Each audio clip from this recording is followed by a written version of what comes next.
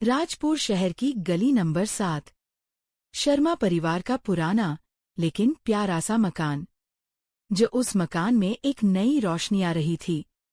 लेकिन दोस्तों, उसे नहीं पता था कि जिस दरवाजे को वो घर समझ रही थी, वो एक ऐसी परीक्षा का दरवाजा था जिसकी तैयारी किसी ने उसे नहीं करवाई थी। राहुल।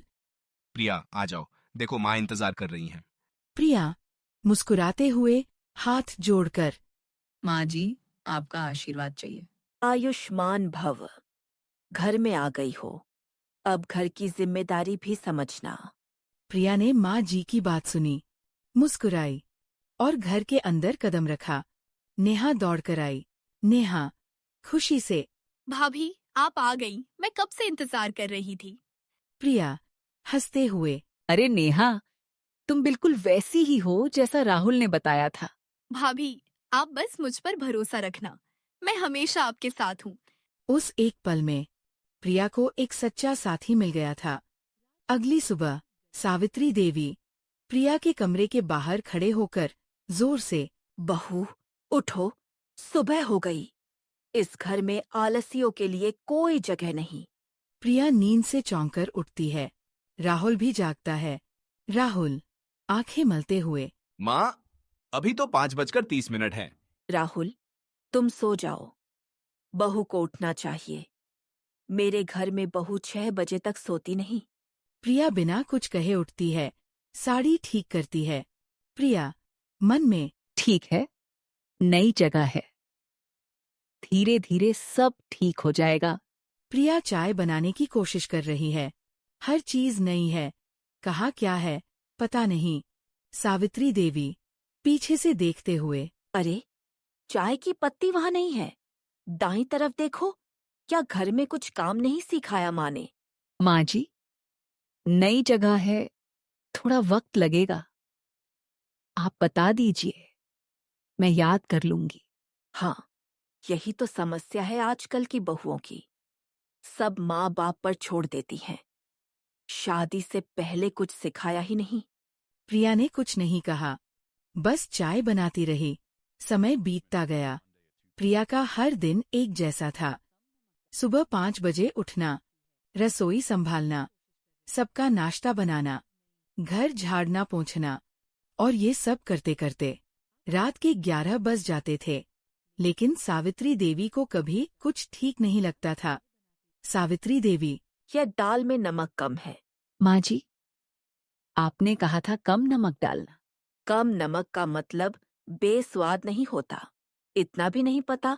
दूसरे दिन सावित्री देवी सब्जी देखकर। यह आलू गोभी में मसाला ज्यादा है। राहुल के पेट में जलन होगी। तीसरे दिन रोटी देखकर। रोटी गोल नहीं बनती। मेरा बेटा तो हमेशा गोल रोटी खाता था। प्रिया हर बार माफी मांगती। नेहा। भाभी, आप ठीक हो? आजकल आपकी आंखें सूजी सूजी रहती हैं। अरे नहीं नेहा, बस नींद कम हो रही है। भाभी, मुझसे झूठ मत बोलो। मैं देख रही हूँ सब। माँ जो कर रही हैं, वो गलत है। नेहा, वो तुम्हारी माँ है, उनके बारे में ऐसा मत कहो। वो बस थोड़ी सख्त है, मैं सीख जाऊंगी। भाभी, आप बहुत अच्छी हो। इतनी अच्छी कि शायद यही आपकी सबसे बड़ी कमजोरी है। रमा काकी। पूरे मोहल्ले की खबर अखबार, जिनकी नाक इतनी लंबी थी कि हर घर के अंदर तक पहुंच जाती थी। रमा काकी मीठी आवाज में। अरे सावित्री बहन, मैं तो बस यूं ही आई थी। सोचा नई बहू से मिलूं। आओ आओ रमा, बैठो। प्रिया चाय लेकर आती है। अरे, बहू तो बड़ी सुंदर है। वैसे बहन, मैं तो कहती हूँ, आजकल की बहुएं घर संभालती कहाँ हैं। मेरी बहू देखो, कितनी सीधी है। हाँ रमा, तुम सही कह रही हो। यह भी अब भी सीख रही है। देखते हैं कब तक सीखती है। प्रिया खड़ी सुनती रही। उसे बुरा लगा, बहुत बुरा, लेकिन वो चुप रही। एक रविवार घर में सावित्री देवी के रिश्तेदार आए थे। देवर, जेठ, ननद, सब। प्रिया सुबह से खाना बना रही थी। उसने पूरी मेहनत से दाल, चावल, सब्जी, रायता, खीर सब बनाया। दिल में एक उम्मीद थी, शायद आज माँ जी खुश हों। लेकिन दोस्तों, उम्मीद और हकीकत में हमेशा फर्क होता है। सावित्री देवी की ननद चंदा। वाह सावित्री भाभी, बहुत बढ़िया खाना है। सावित्री देवी। अरे क्या बताएं चंदा, बहू ने बनाया है। हमारे जमाने जैसा तो है नहीं, बस काम चल जाता है। देवर मोहन। भाभी जी, खीर तो बहुत अच्छी है। सावित्री देवी। हाँ, खीर ठीक है, लेकिन दाल में तड़का सही नहीं लगा। हमारे यहाँ ऐसे नहीं बनती दाल। सब रिश्तेदार एक दूसरे को देखने लगते हैं। सावित्री देवी। प्रिया, जरा यहाँ आओ। प्रिया रसोई से बाहर आती है। सावित्री देवी सबके सामने। देखो सब, ये है मेरी बहू। अच्छी लड़की है, लेकिन घर का काम अभी सीख रही है। मैं समझा रही हूँ। सबके सामने ये कहना जैसे तमाचा मारना। प्रिया आंखें झुकाकर कुछ नहीं कहती। नेहा मन में गुस्से से उबलती है, लेकिन चुप रहती है। रात हो गई, सब सो गए, लेकिन प्रिया छत पर चली गई। वहां कोई नहीं था, और वहां वो रोई जितना वो महीनों से नहीं रोई थी। चुपचाप, दबे हुए आंसुओं के साथ, आकाश को देखते हुए। मैं कमजोर नहीं हूं, मुझे मजबूत रहना है। राहुल के लिए, इस घर के लिए मैं हार नहीं मानूंगी। राहुल बेटा, तुम्हारी माँ बूढ़ी हो गई है। इस घर में मेरी कोई इज्जत नहीं बची। माँ, क्या हुआ? कौन कुछ कहा? तुम्हारी बीवी, आज उसने मुझसे बहुत बुरे तरीके से बात की। कहती है आप बहुत ज्यादा बोलती हो। राहुल का चेहरा लाल हो जाता है। ये झूठ था, पूरी तरह झूठ। प्रिया ने कभी ऐसा नहीं कहा था, लेकिन राहुल को नहीं पता था, और वो थका हुआ था, और माँ की आंखों में आंसू थे। और एक बेटे के लिए माँ के आंसू सबसे बड़ा हथियार होते हैं। राहुल गुस्से में। प्रिया, क्या हुआ राहुल? माँ ने बताया तुमने उनसे बदतमीजी से बात की। क्या मैंने ऐसा कुछ नहीं। माँ झूठ नहीं बोलती, तुम्हें समझ नहीं आता। वो इस घर की बड़ी है, उनसे इस तरह बात नहीं करते। प्रिया की आंखें भर आती है। राहुल, तुम मेरी बात तो सुनो। मैं कुछ नहीं सुनना चाहता। आज के बाद माँ की कोई शिकायत नहीं आनी चाहिए, समझी? राहुल कमरे से बाहर चला जाता है। दूसरे दिन रमा काकी आती है। सावित्री बहन, मैं बताऊं नहीं तो पाप लगेगा मुझे। सावित्री देवी उत्सुकता से। क्या हुआ रमा? मैंने अपनी आंखों से देखा, आपकी बहू उस दिन बाजार गई थी, किसी लड़के से बात कर रही थी, हंस हंस कर। सावित्री देवी का चेहरा तन जाता है। सावित्री देवी। क्या? हाँ बहन, मैं तो सोच रही थी बताऊं या नहीं, लेकिन आपका भला चाहती हूँ इसलिए बताया। वो लड़का प्रिया का चचेरा भाई था, जो उस दिन अचानक बाजार में मिल गया था। नेहा चौंकर। भाभी, ये क्या कर रही हो इतनी रात को? नेहा, मैं जा रही हूँ। क्या? कहाँ? भाभी रुको। नेहा, मैं बहुत थक गई हूँ। इस घर में मेरी कोई इज्जत नहीं। माँ जी मुझे हर रोज तोड़ती हैं।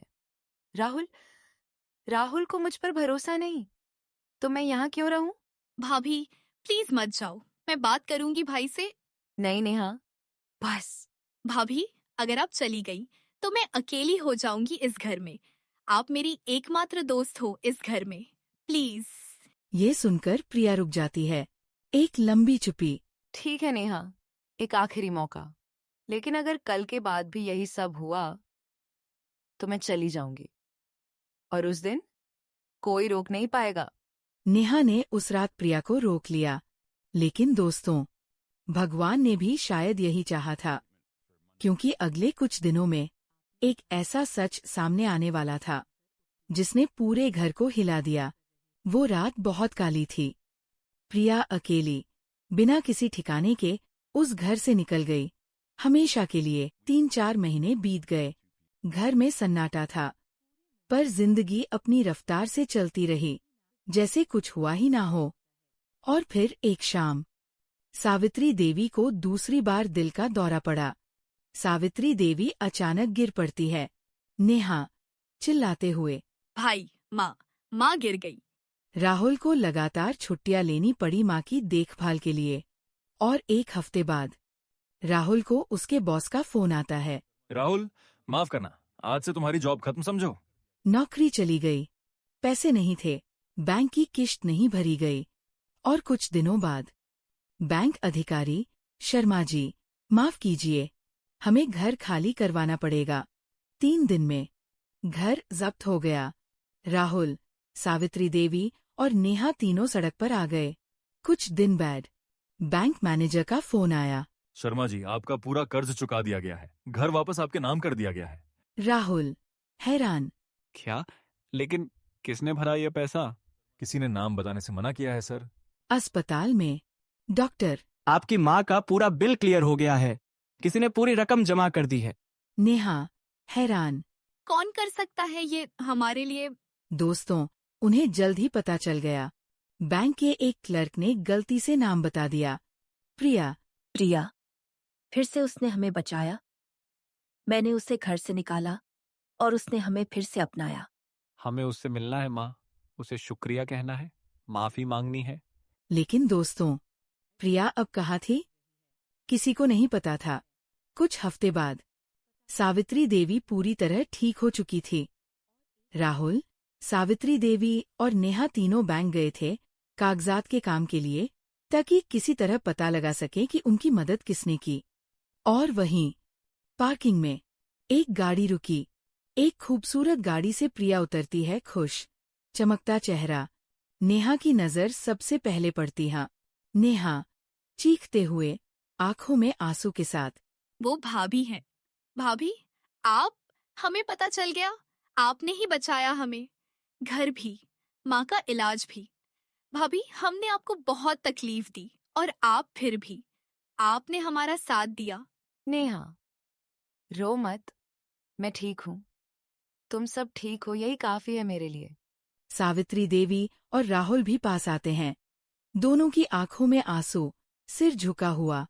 सावित्री देवी कांपती आवाज में, बहू, प्रिया, हमें माफ कर दो। हमने तुम्हें घर से निकाला और तुमने फिर भी हमें 2-2 बार बचाया। हम तुमसे मिलना चाहते थे, शुक्रिया कहना चाहते थे, पर तुम कहीं मिली ही नहीं। प्रिया, प्लीज वापस आ जाओ, घर वापस तुम्हारा है। हम सब बदल गए हैं, मैं वादा करता हूँ। दोस्तों, ये वो पल था जिसका इंतजार शायद सबको था। लेकिन जिंदगी हमेशा फिल्मों जैसी नहीं होती। प्रिया एक लंबी सांस लेती है, आंखों में आंसू के साथ, लेकिन आवाज शांत और दृढ़। प्रिया, माँ जी, राहुल, मैंने तुम दोनों को माफ कर दिया है, सच में, दिल से। इसीलिए तो मैंने नाम बताने से मना किया था, मुझे एहसान का बोझ नहीं डालना था तुम पर। लेकिन वापस आना अब मुमकिन नहीं है, क्योंकि जहां मुझे समझा ना जा सके और अपना ही पति शक करे, वहां मेरी कोई जगह नहीं है। प्रिया, सब ठीक है? तुम्हें देर हो गई तो मैं और माँ चले आए देखने। बेटा, इतनी देर हो गई, मुझे चिंता होने लगी थी, चलो घर चलते हैं। सावित्री देवी, राहुल और नेहा तीनों ये देखकर ठहर गए। माँ जी, राहुल, यह है अरविंद, मेरे पति, और यह है कमला जी, मेरी सास। नमस्ते। प्रिया मेरी बहू नहीं, मेरी बेटी है, इसकी खुशी ही मेरी खुशी है। ये सुनकर सावित्री देवी का दिल कांप जाता है। अरविंद प्रिया का हाथ धीरे से पकड़ता है, चिंता और प्यार से उसकी तरफ देखता है। अरविंद नरमी से, तुम ठीक हो ना? चलो, थक गई होगी, घर चलते हैं। दोस्तों, सावित्री देवी और राहुल ने जो देखा वो था एक सास का असली प्यार, बिना किसी शर्त के, एक पति की चिंता बिना किसी शक के, वही प्यार, वही भरोसा जो उन्होंने कभी प्रिया को नहीं दिया था। राहुल मन में, इतना प्यार, इतना भरोसा, ये तो मैं उसे कभी दे ही नहीं पाया। मैंने तो सिर्फ शक किया, ताने दिए, और आज कोई और उसे यह सब दे रहा है जो उसका हक था। मैं ऐसी सास कभी नहीं बन पाई जैसी ये औरत है। मैंने अपनी बहू को कभी बेटी नहीं माना, और आज मुझे पता चला एक अच्छी सास कैसी होती है। सावित्री देवी अपना चेहरा छुपाने की कोशिश करती है, पर आंसू रुकते नहीं। प्रिया मुस्कुराई, हाथ जोड़े और अपने नए परिवार के साथ आगे बढ़ गई। पीछे सावित्री देवी, राहुल और नेहा खड़े रहे, आंखों में आंसू लिए, ये सोचते हुए कि जो दौलत, जो प्यार उनके घर में था, उसे उन्होंने खुद अपने हाथों से जाने दिया और अब वो दौलत किसी और के घर की शोभा बन चुकी थी। ये कहानी हमें सिखाती है, रिश्तों में भरोसा और इज्जत सबसे बड़ी दौलत होती है। हर रोज एक नई कहानी के लिए सब्सक्राइब करें और बेल आइकन दबाना न भूलें। आपके जैसे कहानी के दीवानों का यहाँ स्वागत है।